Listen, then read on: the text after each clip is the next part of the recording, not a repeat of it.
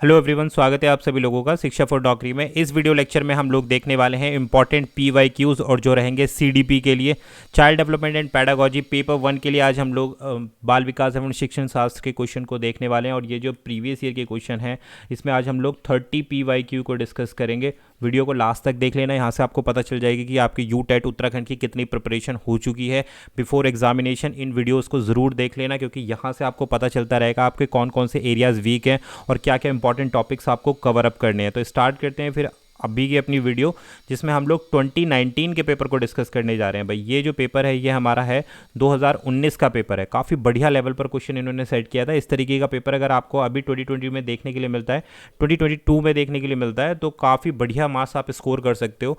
Paper 1 के लिए बात कर रहे हैं, इसके बाद की वीडियो जो आएगी वो पेपर 2 के लिए आएगी, सीडीपी के लिए। तो यार चैनल पर बने रहना और चैनल को सपोर्ट करते रहो, वीडियो को लाइक करते रहना, कमेंट कर सकते हो जहाँ भी आपको समझ में ना आए। तो क्वेश्चन नंबर 1 से स्टार्ट करते हैं। देखो, काफ़ी क्वेश्चन मैंने आपको मॉक टेस्ट में करा दिए हैं। अगर आप लोगों ने नहीं देखे तो वीडियो का लिंक मिल जाएगा आपको डिस्क्रिप्शन में। प्लेलिस्ट बना रखी है मैंने पूरी यूटेट 2022 के नाम से, तो उस प्लेलिस्ट को ज़रूर देख के जाना भाई। उसमें बहुत सारी वीडियोज़ हैं, काफ़ी डिटेल में मैंने समझाया है, सारे क्वेश्चंस को टॉपिक वाइज भी लिया है। तो यहाँ देखो, ये जो क्वेश्चन नंबर 1 स्टार्ट होता है, मनोविश्लेषणात्मक प्रणाली के जन्मदाता कौन थे। अभी अभी मैंने 3-4 वीडियो पहले मैंने एक मॉक टेस्ट कराया था, उसमें एक क्वेश्चन मैंने डाला था, वुडवर्थ, सिगमंड फ्राइड, ये जुंग या फिर जे.एस. रॉस। अब एग्जैक्ट ये क्वेश्चन नहीं था, लेकिन यही पूछा गया था कि भाई सिगमंड फ्राइड ने कौन सी प्रणाली दी है, कौन सा सिस्टम दिया है। तो who is the father of psycho analytic system या साइको एनालिटिक थ्योरी, ऐसे भी पूछ लेगा आपसे, साइको एनालिटिक थ्योरी। तो ये वुडवर्थ ने दी है, सिगमंड फ्राइड, जुंग या फिर जे.एस. बॉस। तो भाई ये सिगमंड फ्राइड के द्वारा दी गई है। कई बार बता चुका हूँ मैं आप लोगों को, कई बार एक्सप्लेन कर चुके हैं। जो थ्योरी ऑफ मनोविश्लेषणात्मक थ्योरी, या फिर अगर आपसे क्वेश्चन में पूछे theory of personality, theory of personality, व्यक्तित्व की थ्योरी किसने दी है, व्यक्तित्व की जो प्रणाली है वो किसने दी, या फिर मनोविश्लेषणात्मक थ्योरी किसने दी है, तो भाई वो सिगमंड फ्राइड ने दी है। ये व्यक्ति के पर्सनालिटी के बारे में एनालिसिस किया है इन्होंने अपनी थ्योरीज में। तो सिगमंड फ्राइड, आप इस नाम को ज़रूर ध्यान रखिएगा। Option number B is the right answer. अब बढ़ते हैं क्वेश्चन 2 की तरफ। विद्यार्थी की शिक्षा में डैश की भूमिका होती है, किस चीज़ की, किस तरीके की भूमिका होती है विद्यार्थी की शिक्षा में, स्टूडेंट की एजुकेशन में। आनुवांशिकता यानी कि हेरिडिटी, वातावरण यानी कि एनवायरनमेंट, उपयुक्त दोनों या इनमें से कोई नहीं। तो देखो, मैंने अभी पीछे आपको मॉक टेस्ट कराया था, मैराथन जो टेस्ट कराया था, अभी मैराथन सीरीज जो चल रही है सीडीपी की, उसमें मैंने इस वाले क्वेश्चंस को, ग्रोथ एंड डेवलपमेंट के क्वेश्चन को कवर अप किया था। अगर आपने वो देखा तो आपका ये 1 नंबर लगातार पक्का होते जा रहे हैं, सॉलिड होते जा रहे हैं आपके मार्क्स यहाँ से। तो देखो, राइट आंसर क्या है, विद्यार्थी की शिक्षा में किस चीज़ की आवश्यकता होती है, दोनों की आवश्यकता होती है। आनुवांशिकता यानी कि हेरिडिटी की भी आवश्यकता होती है और एनवायरनमेंट की। अकेले से कभी भी बच्चा जो है अपनी एजुकेशन कंप्लीट नहीं कर सकता। Dash important, play an important role in the education of student. पर हेरिडिटी का भी बहुत महत्व रहता है और एनवायरनमेंट, दोनों ही चीज़ों से बच्चा जो है बच्चा प्रभावित होता है अपने एजुकेशन में। बात क्लियर है। आनुवांशिकता में उसे क्या क्या चीज़ मिली, क्या यानी कि जो उसके पीढ़ी दर पीढ़ी उसको मिलता चला आ रहा है, तो यहाँ से उसको कितनी कॉग्निटिव स्किल्स यानी कि संज्ञानात्मक कौशल उसके हो सकता है हेरिडिटी से मिले। उसके बाद में जो उसका डेवलपमेंट हो रहा है वो किसके हेल्प से हो रहा है, एनवायरनमेंट यानी कि जिस समाज में वो रह रहा है, जिस वातावरण में वो रह रहा है। तो इसलिए option number B is the right answer. जो प्रोडक्ट ऑफ जो डेवलपमेंट होता है ना, जो विकास होता है, ये मैंने आपको बताया था, विकास होता है किसका, गुणनफल होता है भाई आनुवंशिकता का यानी कि हेरिडिटी का प्लस एनवायरनमेंट का। H/E=D। डी क्या है, डेवलपमेंट, विकास। विकास कैसा होता है भाई, क्वालिटेटिव होता है, गुणात्मक होता है। ठीक है, आगे बढ़ते हैं भाई। नेक्स्ट क्वेश्चन नंबर 3, संज्ञानात्मक विकास का तात्पर्य। संज्ञानात्मक विकास यानी कि कॉग्निटिव डेवलपमेंट। अब मैं कई बार आपको समझा चुका हूँ कि कॉग्निटिव डेवलपमेंट जो थ्योरी है वो किसने दी है भाई, पियाजे ने दी है। संज्ञानात्मक विकास की थ्योरी किसके द्वारा दी गई है, पियाजे की। पियाजे की कितने स्टेजेस हैं, 4 स्टेजेस हैं डेवलपमेंट की। तो उन चारों स्टेजेस को बहुत अच्छे से प्रिपेयर करके जाना। कई बार बता चुके हैं कि कौन सी एज में कौन बच्चे की डेवलपमेंट स्टेज के बारे में बात करिए। तो यहाँ क्वेश्चन पूछा गया, संज्ञानात्मक विकास का तात्पर्य क्या है, ग्रहण की गई संवेदी सूचनाओं का रूपांतरण, गहन की गई सूचनाओं का विस्तारण, सूचनाओं का संग्रहण एवं पुनः प्रस्तुतिकरण या उपयुक्त सभी। देखो, बहुत आसान सा क्वेश्चन है, इसको आपको ज़्यादा टाइम लगाना ही नहीं है इस क्वेश्चन के लिए। Cognitive development means all the above. Transformation of the received sensory information, बिल्कुल सही है। Elaboration of the received information या storage and recovery of information. Cognitive का ही मतलब क्या होता है, माइंड से कनेक्ट कर लो आप इसको। संज्ञान, संज्ञान मतलब मस्तिष्क। तो इसका विकास कैसे होता है कि जब कोई भी चीज़ आप देखते हैं या पढ़ते हैं या समझते हैं तो वो कहाँ जाती है, आपके मस्तिष्क में जाती है। उसके बाद जब आप उसका पुनः यूज़ करते हैं तो वहाँ से इन्फॉर्मेशन, माइंड से इन्फॉर्मेशन को रिसीव करते हैं। और स्टोरेज भी कहाँ होती है, सारी आपके संज्ञान में ही स्टोर होती है। वहीं से आप इन्फॉर्मेशन को कलेक्ट करते हैं और वहीं पर स्टोर करते हैं। नेक्स्ट क्वेश्चन नंबर 4, गर्भधारण से लेकर जन्म तक की अवस्था को क्या कहा जाता है, ये पूछा गया है भाई। उसको प्रसव पूर्व कहा जाता है, बचपन, उत्तर बाल्यावस्था कहा जाता है, या फिर पूर्व बाल्यावस्था कहा जाता है। इंग्लिश में चाहो इंग्लिश में भी देख लो। What is the stage called from conception to birth, यानी कि कंसेप्शन से बर्थ तक की स्टेज को प्रीनेटल इन्फेंसी, लेटर चाइल्डहुड या प्री एडोलसेंस। तो देखो इस अवस्था को हम बोलते हैं प्री नेटल अवस्था बोला जाता है। प्री नेटल मतलब बिफोर बर्थ, इस चीज़ को ध्यान रखना, बिफोर बर्थ यानी कि जब बच्चा अपनी मदर के पेट में होता है, वो अवस्था पूछी गई है कि कौन सी कहलाती है, तो उसी को हम बोलते हैं प्री नेटल अवस्था बोली जाती है। बात क्लियर हो गई। इसको बोलते हैं प्रसव पूर्ण। अब बचपन की अगर मैं बात करूँ तो इन्फेंसी, यानी बर्थ लेने के बाद 2 साल तक की अवस्था आपकी क्या कहलाती है, इन्फेंसी, बचपन के लिए। उत्तर बाल्य अवस्था यानी कि लेटर चाइल्डहुड। पूर्व किशोरावस्था यानी कि जब 10 साल से बड़ा हो जाता है बच्चा। तो ये हो गई बात हमारे यहाँ पर। नेक्स्ट बढ़ेंगे, क्वेश्चन नंबर आएगा हमारे पास 5। अब जीन पियाजे से क्वेश्चन आपको डेफिनेटली देखने के लिए मिलेगा, कई बार मैं बता चुका हूँ कि जीन पियाजे से आपके 2 से 3 क्वेश्चन, वाइगॉस्की से 2 से 3 क्वेश्चन, और डेवलपमेंट से आपका 1 से 2 क्वेश्चन। तो ये चीज़ें आप स्ट्रॉन्ग करके रखें। जीन पियाजे के अनुसार बच्चे को अमूर्त तर्क और तर्क कौशल किस दौरान विकसित होता है। तो देखो 4 डेवलपमेंटल जो स्टेज बताई है, जो उसमें चौथी स्टेज है उसका क्वेश्चन पूछा गया है कि ये सेंसरी मोटर स्टेज में होता है, या फिर पूर्व क्रमिक अवस्था में होता है, औपचारिक परिचालन अवस्था में होता है, या कॉन्क्रीट ठोस परिचालन अवस्था में होता है। तो सेंसरी मोटर स्टेज कौन सी है, जब बच्चा बिल्कुल छोटा होता है, अपनी इन्फेंसी एज में होता है, यानी कि बर्थ से लेकर 2 साल तक का पीरियड। प्री ऑपरेशनल स्टेज कौन सी होती है भाई, जब इसमें 2 से 6 साल तक का बच्चा रहता है। और फॉर्मल ऑपरेशन होती है, ये 4th अवस्था है, 4th स्टेज है पियाजे के अकॉर्डिंग, जिसमें बच्चा क्या होता है, वयस्क हो जाता है, अमूर्त चिंतन करने लगता है।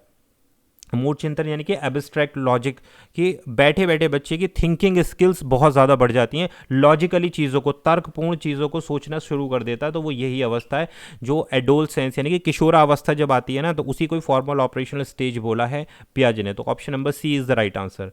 नेक्स्ट क्वेश्चन नंबर 6, व्यक्तित्व मापन की CAT विधि दी गई थी। व्यक्तित्व मापन की CAT कैट विधि किसके द्वारा दी गई थी। क्वेश्चन नंबर 6 ये है, स्किनर के द्वारा दी गई थी, बेलाक के द्वारा दी गई थी, हॉलैंड के द्वारा दी गए थे, या मुर्रे द्वारा दी गई थी। तो क्वेश्चन नंबर 6 का राइट आंसर है ऑप्शन नंबर बी, ये बेलाक द्वारा दी गई थी। CAT विधि जो होती है चाइल्ड एप्रिसिएशन टेस्ट, कि बच्चे को अप्रिशिएट करना, कि बच्चे ने अपने टेस्ट में अच्छा परफॉर्म किया है तो उसको प्रोत्साहित करना।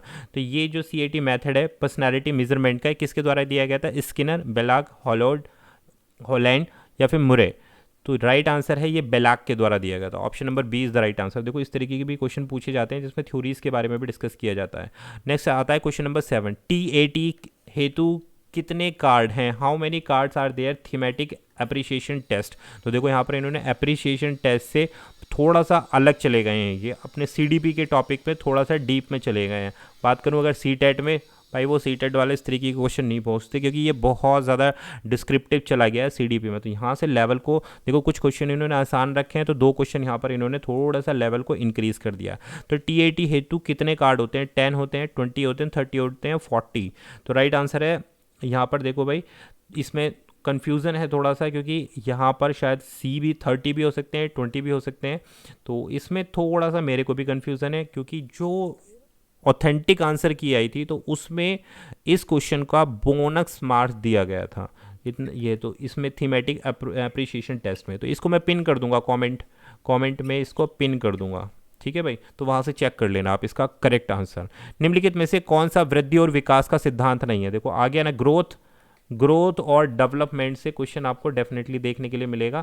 तो यह आपके सामने ये रहा। व्यक्तिगत विभिन्नताओं का सिद्धांत, सेल्फ पेसिंग का सिद्धांत, निरंतरता का सिद्धांत, या फिर पैटर्न का सिद्धांत। पूछा गया कौन सा वृद्धि और विकास का सिद्धांत नहीं है। नॉट पूछा गया है यहाँ पर।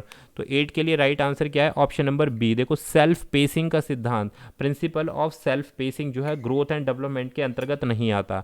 व्यक्तिगत भिन्नताओं का सिद्धांत, तो देखो भाई हर एक व्यक्ति भिन्न होता है दूसरे व्यक्ति से, कि हो सकता है एक बालक जो है जल्दी अपनी वृद्धि करे, उसकी बॉडी स्ट्रक्चर जल्दी बढ़ जाए, हाइट बढ़ जाए, वेट बढ़ जाए, दूसरे की देर में बढ़े, तो ये ग्रोथ एंड डेवलपमेंट में होता है, तो बिल्कुल सही है। निरंतर का सिद्धांत भाई, प्रिंसिपल ऑफ कॉन्टिन्यूटी, डेवलपमेंट एक ऐसी प्रोसेस है जो हमेशा जीवन पर्यंत चलने वाली है, कि आप किसी भी स्टेज में लाइफ के सीख सकते हैं, लर्न कर सकते। पैटर्न का सिद्धांत है, एक पैटर्न में चलती है डेवलपमेंट जो है का जो प्रोसेस है, एक पैटर्न में चलता है निश्चित। तो ये सारे के सारे ऑप्शन सही हैं, जो गलत है वो क्या है, बी, यही हमारा राइट आंसर है, यही पूछा गया था।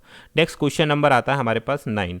MLL न्यूनतम अधिगम स्तर जिसको बोलते हैं, मूल रूप से एक ऐसा उपागम है जिसकी मान्यता है कि किसी भी कार्य को सभी विद्यार्थी न्यूनतम स्तर तक सीख सकते हैं, सभी अधिगम कार्य सीखे नहीं जा सकते, सभी उद्देश्य को प्राप्त नहीं किया जा सकता, या उपयुक्त में से कोई नहीं। तो MLL इज बेसिकली अप्रोच, किस चीज़ की अप्रोच है MLL, ये आपको बताना है क्वेश्चन नंबर 9 में। तो देखो भाई सिंपल है, मिनिमम लेवल ऑफ लर्निंग, यहीं से आप आंसर को निकाल सकते हो, न्यूनतम अधिगम स्तर। तो option number A is the right answer. किसी भी कार्य को करने के लिए सभी विद्यार्थी न्यूनतम स्तर तक सीख सकते हैं। मैक्सिमम तो कितना भी हो सकता है, देखो किसी भी चीज़ को सीखने के लिए मैक्सिमम लेवल तो काफ़ी सारे हो सकते हैं, लेकिन एक होता है मिनिमम लेवल, जो बेसिक नॉलेज होती है किसी भी चीज़ को या किसी भी टास्क को करने के लिए, तो उसी को बोला गया है मिनिमम लेवल ऑफ लर्निंग। न्यूनतम अधिगम स्तर जो है, किसी भी कार्य को सभी विद्यार्थी न्यूनतम स्तर तक सीख सकते हैं। तो option number A is the right answer. मतलब समझ में आया। देखो सभी विद्यार्थियों की बात हो रही है कि सपोज कोई भी कार्य एक बच्चों को दिया गया है, तो उस कार्य को सीखने के लिए एक न्यूनतम स्तर होगा कि हाँ भाई इतना तो पार्ट ए तो सभी सॉल्व कर लेंगे किसी भी पर्टिकुलर क्वेश्चन का। तो वो क्या हो गया, मिनिमम लेवल ऑफ लर्निंग हो गया, कि जब टीचर को पता है कि भाई ए पार्ट तो सभी सॉल्व कर लेंगे, सभी को समझ में आ जाएगा, तो वो न्यूनतम स्तर है। और मैक्सिमम स्तर क्या है कि भाई सारे की सारी प्रॉब्लम को सॉल्व कर देना, वो है मैक्सिमम लेवल ऑफ लर्निंग, की उसको सारी चीज़ें समझ में आ गई हैं। और अगर बेसिक समझ में आया है तो वो न्यूनतम लेवल ऑफ लर्निंग हो गया। नेक्स्ट बढ़ते हैं आगे। निम्नलिखित में से किस क्षेत्र में अधिगम का अधिकतम हस्तांतरण संभव है, in which area of the learning maximum transfer of learning is possible. ठीक है, स्मरण, याद रखना यानी कि सामान्यकरण, जनरलाइजेशन, अवबोधन, परसेप्शन, आदतों का निर्माण यानी कि हैबिट फॉर्मेशन। तो 10 के लिए राइट आंसर है ऑप्शन नंबर बी, जनरलाइजेशन यानी कि सामान्यकरण जो है, अधिगम का अधिकतम हस्तांतरण संभव है, यानी कि transfer of learning is possible, maximum transfer of learning possible in which area, जब हम सामान्यकरण करते हैं किसी भी चीज़ का, जनरलाइजेशन करते हैं। नेक्स्ट बढ़ते हैं भाई क्वेश्चन नंबर 11 के साथ में, और दोबारा से हमें देखने के लिए मिल रहा है पियाजे के अनुसार संप्रत्यात्मक एवं अंतर्दर्शी अवधि संबंधित है। क्वेश्चन नंबर 11 में देख लो, तीसरा क्वेश्चन आ रहा है पियाजे का। अब आप देख सकते हो कितनी इंपॉर्टेंट है। संवेदी पेशी अवस्था यानी कि सेंसरी मोटर स्टेज, मूर्त संक्रियात्मक अवस्था कॉन्क्रीट ऑपरेशनल स्टेज, औपचारिक संक्रिय अवस्था यानी कि फॉर्मल ऑपरेशनल स्टेज। क्या पूछा गया है भाई, पूछा गया है क्वेश्चन में, अकॉर्डिंग टू पियाजे pre conceptual and intuitive period is related to. तो राइट आंसर है ऑप्शन नंबर डी। भाई इनमें से किसी में भी ये चीज़ रिलेट नहीं करती है। अकॉर्डिंग टू पियाजे pre conceptual and intuitive period is related to, इन तीनों में नहीं आता ये पीरियड, यानी कि संप्रत्यात्मक एवं अंतर्दर्शी किस चीज़ से संबंधित है, क्योंकि यहाँ पर क्या चीज़ दी है, formal operational stage, concrete operational stage, sensory motor stage. तो ये उपयुक्त में से कोई नहीं, इसमें है ही नहीं पियाजे के अनुसार। नेक्स्ट बढ़ते हैं भाई, क्वेश्चन नंबर आता है 12। अभिप्रेरणा का चालक सिद्धांत किसके द्वारा दिया गया था, drive theory of motivation is given by. देखो यार ये क्वेश्चन मैं आप लोगों को करा चुका हूँ।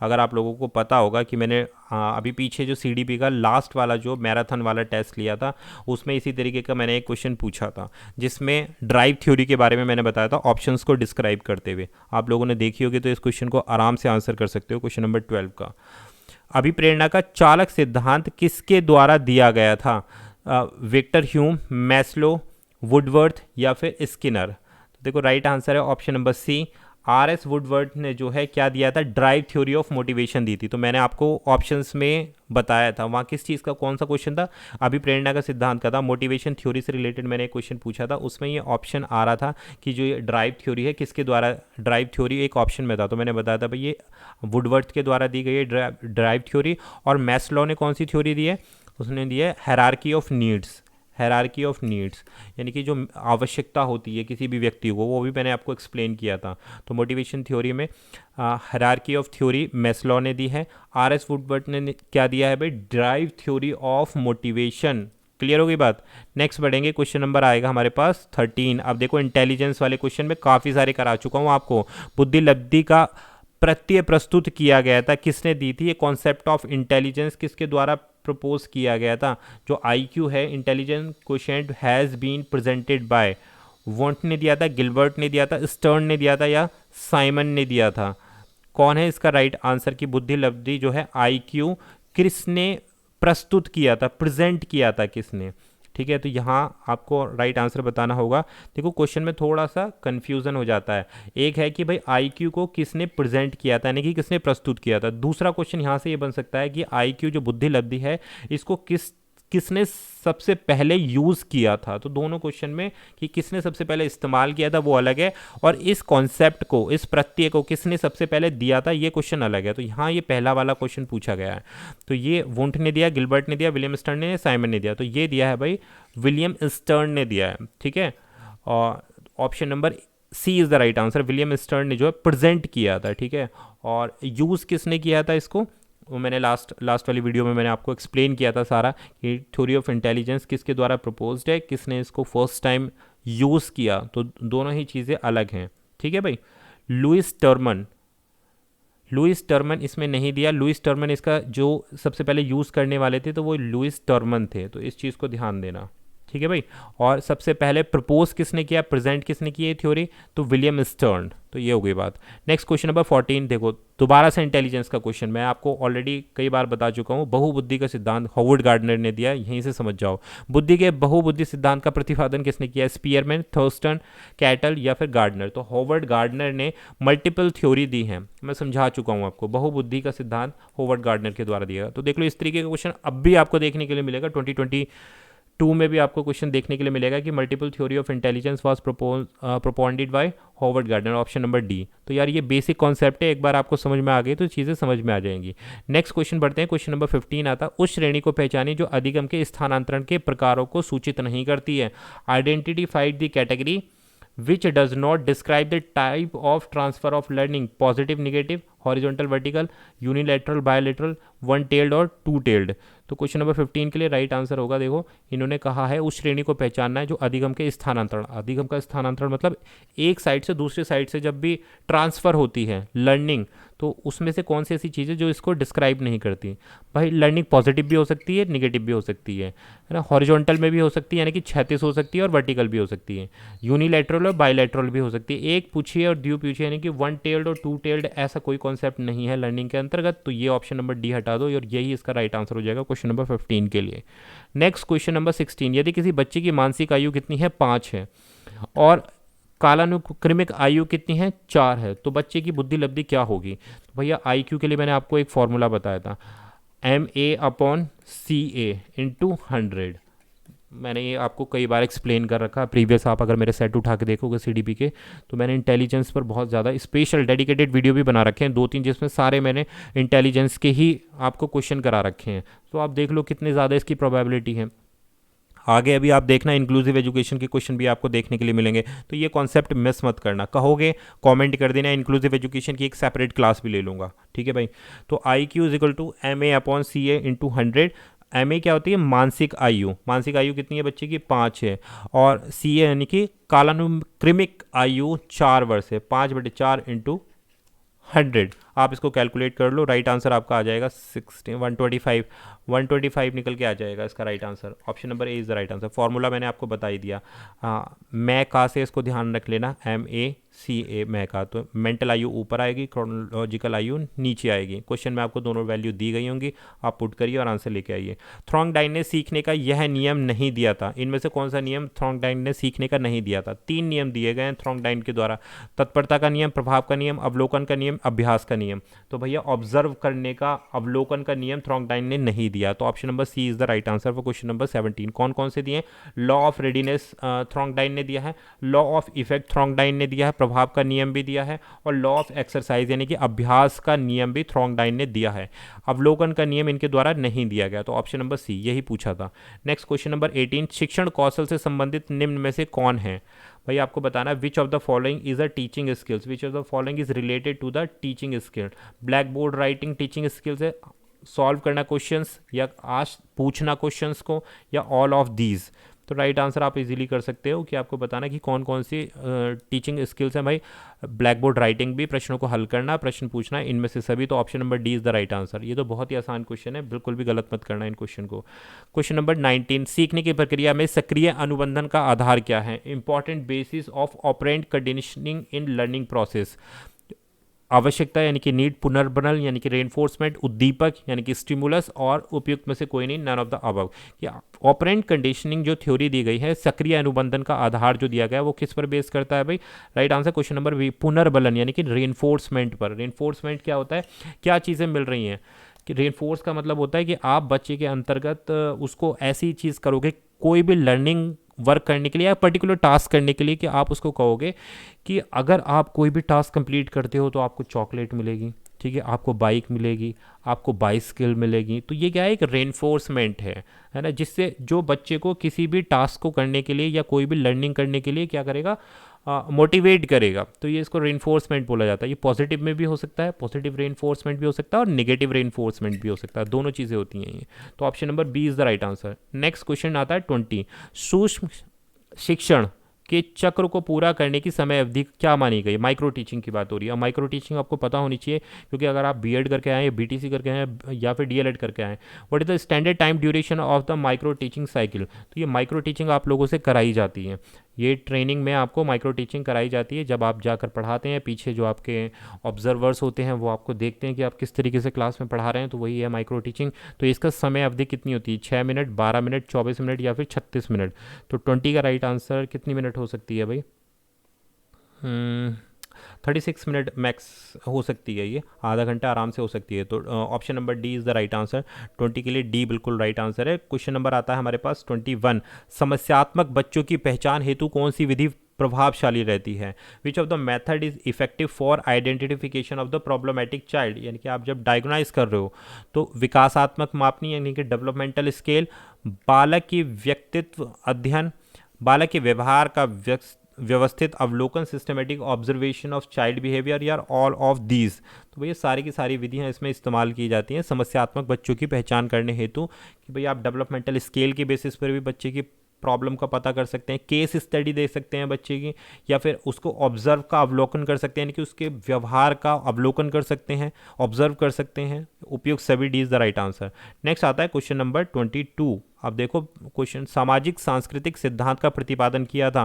भाई ये क्वेश्चन करा चुका हूँ मैं कई बार, अभी मैराथन सीरीज में भी मैंने ये क्वेश्चन कराया था। तो इस तरीके के क्वेश्चन गलत मत करके आना भाई, अगर गलत करोगे तो पेपर क्लियर नहीं हो जाएगा। Social culture theory was propose by पियाजे ने, जॉन हॉक ने, स्किनर ने, या वाइगॉस्की ने। तो देखो पियाजे की क्वेश्चन तो हो गए। अब नंबर आता है किसका? वाइगॉस्की। तो आंख बंद करके इस पर लगा दो वाइगॉस्की। 22। अब इन्होंने क्या दिया? Socio cultural theory. पियाजे ने क्या दिया? संज्ञानात्मक विकास की थ्योरी। और थ्योरी ऑफ होवर्ड गार्डनर ने क्या दिया है? Theory of multiple intelligence. मैं आपको रिपीट करा रहा हूँ बीच बीच में, तो इस चीज़ पर ध्यान रखा करो, मैं क्या बोल रहा हूँ इस चीज़ को बहुत अच्छे से सुना करो, क्योंकि सुनोगे तो भाई पाओगे, नहीं सुनोगे, कॉन्सेंट्रेट नहीं करोगे तो बहुत सारे कॉन्सेप्ट बीच में मिस कर जाओगे।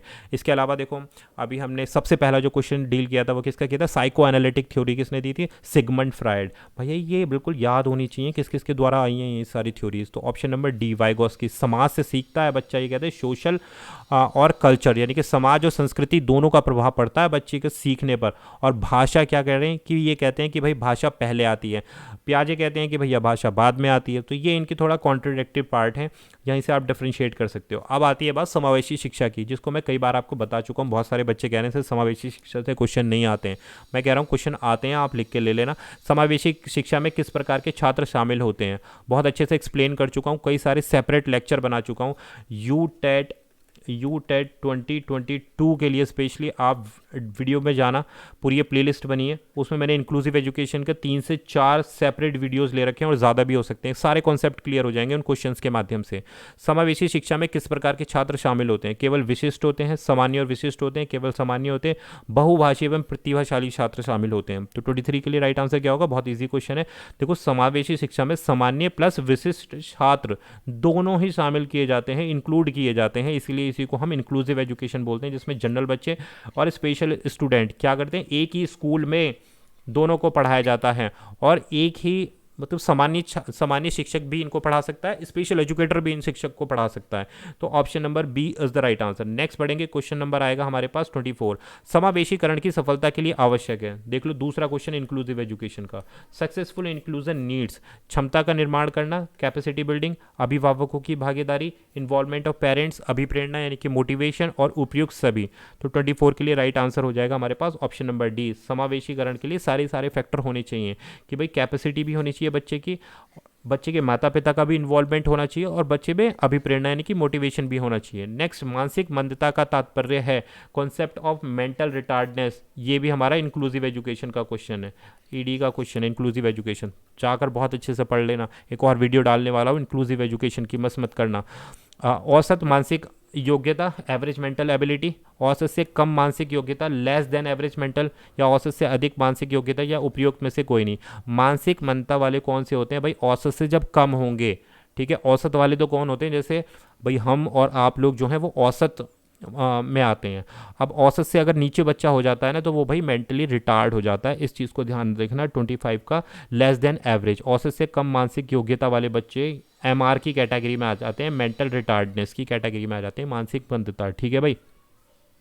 और औसत से ऊपर वाले बच्चे जो होते हैं वो क्या होते हैं भाई, वो तो समझ लो गिफ्टेड चिल्ड्रन की कैटेगरी में पहुंच जाते हैं, ठीक है।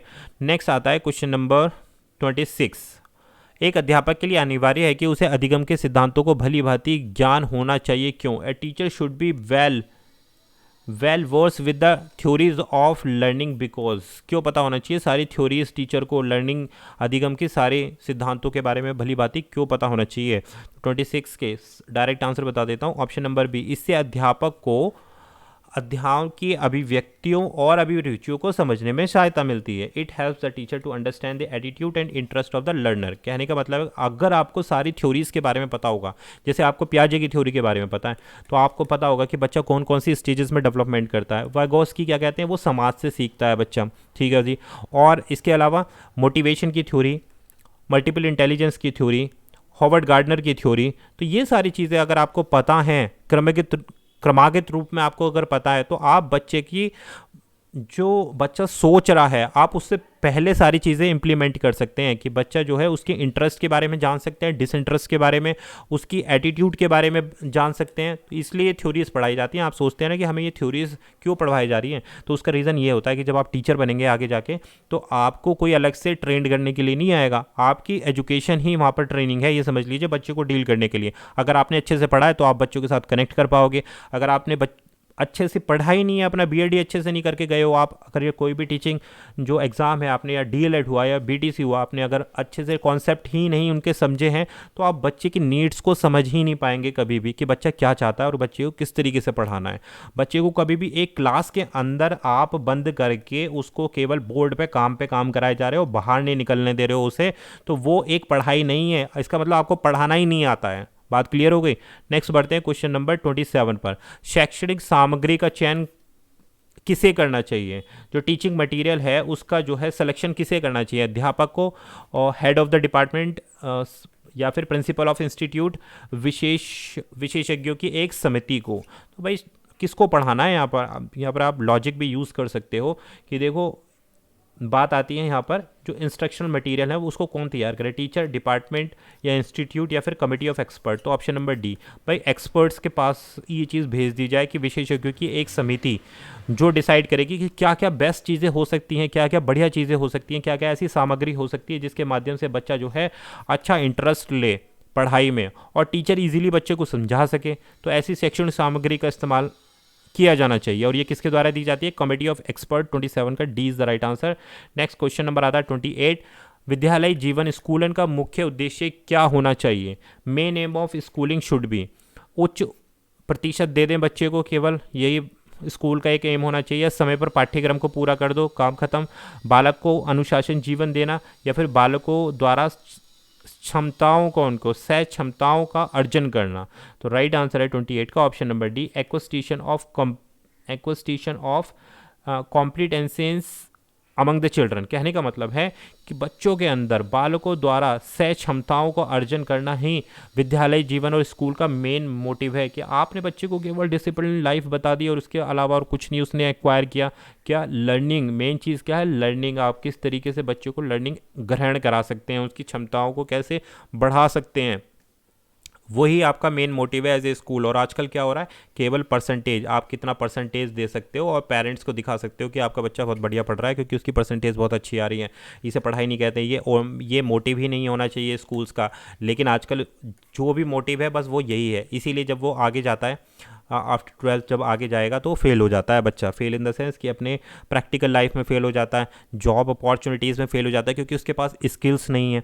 तो मेन चीज़ क्या है, उसने अपने बेसिक कॉन्सेप्ट नहीं पढ़े, केवल उसने रटा है, समझा नहीं है, रटा है। इसी बेसिस पर वो क्या कर रहा है, हाई स्कोर कर रहा था अभी तक। नेक्स्ट बढ़े कि भाई सम्मिलित शिक्षा का सफलता निर्भर करती है। सक्सेसफुल इंक्लूसिव एजुकेशन देख लो, चौथा क्वेश्चन आ रहा है। अब आप समझ सकते हो कितना इंपॉर्टेंट है इंक्लूसिव एजुकेशन। सम्मिलित शिक्षा की सफलता किस चीज़ पर निर्भर करती है, समुदाय के सहारे पर, शिक्षण अधिगम सामग्रियों की उच्चतम गुणवत्ता पर, या फिर पाठ्य पुस्तकों की उत्कृष्टता पर, अध्यापकों में अभिवृत्त्यात्मक परिवर्तन पर। अब आपको बताना है कि भाई किस चीज़ पर डिपेंड करता है एक सक्सेसफुल इंक्लूसिव एजुकेशन।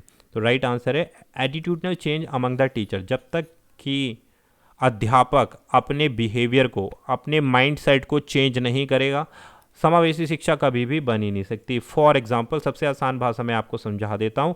आप अपने आसपास कोई ना कोई गवर्नमेंट का प्राइमरी स्कूल ज़रूर देखते होंगे। अब वहाँ पर किस तरीके के बच्चे आते हैं, भाई देखो मैक्सिमम जो प्राइमरी स्कूल्स हैं उसमें विलेजेस से बच्चे आते हैं, ठीक है, रूरल एरिया से बच्चे आते हैं।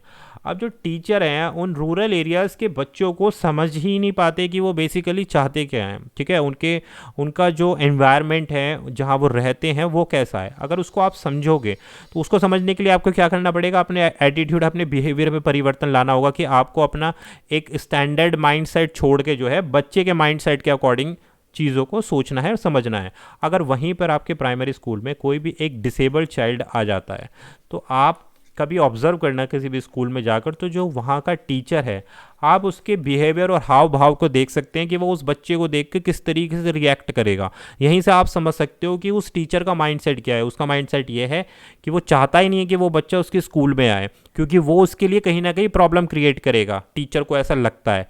अगर वही टीचर इंक्लूसिव एजुकेशन से अवेयर होगा तो वो उसका स्वागत करेगा, उस बच्चे का, उसको वेलकम करेगा, उसको इंट्रोड्यूस कराएगा क्लास से। अब इससे क्या होगा भाई, वो जो डिसेबल्ड बच्चा है उसमें थोड़ा सा मतलब उसको हौसला मिलेगा, मोटिवेट होगा कि हाँ भाई टीचर ने मुझे वैल्यू दी है, तो ठीक है यार, मैं डिसेबल हूँ तो क्या हुआ, बट माइंड से तो सही हूँ। तो ये बहुत सारी चीज़ें होती हैं जो काम करती हैं इंक्लूसिव एजुकेशन के अंतर्गत। लेकिन भाई काम करेगा क्यों, आप जैसे लोग ही करोगे अगर टीचर बनोगे तो। जो ऑलरेडी हैं वो तो कर ही नहीं रहे बिल्कुल भी, ठीक है। इसीलिए ये यू टेट परीक्षा और सी टेट परीक्षा, जो टेट एजुकेशन लगाने का जो मेन मोटिव था वो यही था कि जिससे अच्छा एजुकेशन लेवल को हम इम्प्रूव कर सकें। बालिकाओं की शिक्षा को प्राथमिकता देनी चाहिए क्योंकि education of girls need to be given priority because, कि भैया बालिकाओं को ही प्राथमिकता दी जाए। इसका रीज़न क्या हो सकता है भाई, राइट आंसर बता देता हूँ। लड़कियां सामाजिक परिवर्तन का नेतृत्व करने में सक्षम हैं। कि भाई ऐसा माना जाता है कि लड़कियां जो है कुछ नहीं कर सकती, बॉयज़ के अकॉर्डिंग इक्वल काम नहीं कर सकती, समाज में परिवर्तन नहीं ला सकती, और भेदभाव की नज़रों से देखा जाता है। तो भाई मेन चीज़ क्या है, भाई education of girl need to be given priority, कि जो गर्ल हैं, जो लड़कियां हैं, उनकी एजुकेशन पर प्रायोरिटीज़ दी जाए, क्योंकि वो सोशल चेंज लाने में बिल्कुल सक्षम हैं, वो ये काम कर सकती हैं। तो इसलिए option number D is the right answer. तो भाई ये थे हमारे आज के 30 PYQs। आई होप आपको समझ में आए होंगे, काफ़ी कॉन्सेप्ट और काफ़ी टॉपिक भी आपको क्लियर हुए होंगे कि कौन से टॉपिक आपको और पढ़ने हैं। अगर आपके स्ट्रॉन्ग नहीं है तो वीडियो पसंद आ गई हो तो लाइक कर देना। पेपर 2 के लिए भी जल्दी वीडियो लाने वाला हूँ, तो चैनल को सब्सक्राइब कर लो। पेपर से पहले काफ़ी सारा रिवीजन हो जाएगा, बिलीव मी। बहुत अच्छे माइंडसेट से आप पेपर करके आओगे अगर आप इसी तरीके से रिवीजन करते रहे तो। वीडियो को शेयर कर देना। कोई भी डाउट हो तो कॉमेंट कर सकते हो। Thank you for watching.